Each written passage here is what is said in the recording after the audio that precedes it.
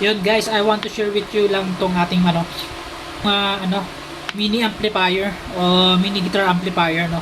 Ang brand is Alicato. So napakalit lang yan, no, pang practice lang talaga siya. So pwede mo siya dalhin kahit saan, no. Ang ganda.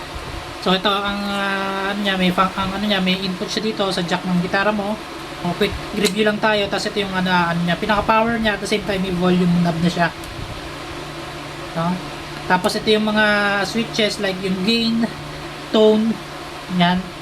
Dito yan. Tapos ito yung reverb. So meron din siya ditong Bluetooth. So pwede mo siya i-connect sa kahit cellphone mo or laptop. So marami siyang function. Ang ganda rin. So yan, no? Ito meron siyang built-in distortion dito.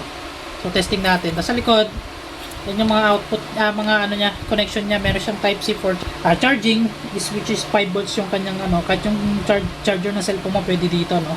So meron din siya input ng na headphone, and then auxiliary meron din dito. So ayan lang siya, napaka-handy niya. So meron siyang mga iba-ibang color variant. Meron siyang orange, tsaka parang white atain or parang gray. So yan, testing natin, no? So yan, naka-open na siya. Ganyan lang yan siya pag i-open mo.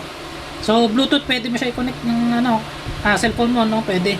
Kung gusto mo mag-play ng music, at the same time nag-gitara ka, pwede siyang sabayan, no? Gitara natin is Samick.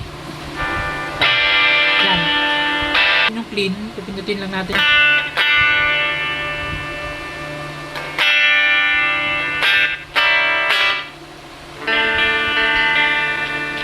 Ganda rin.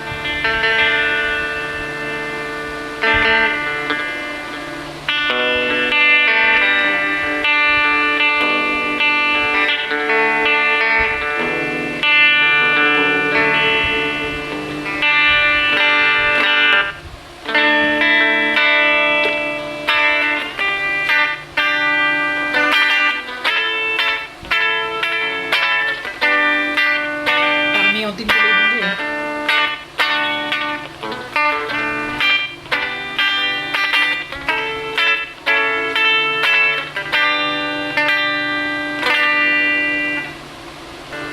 Ito lang sa link natin sa baba.